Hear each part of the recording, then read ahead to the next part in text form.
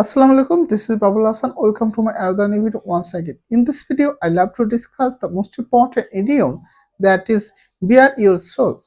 Bare your soul, it means reveal your inner feeling or inner thoughts to someone. It is used, there are many situations in our daily conversation.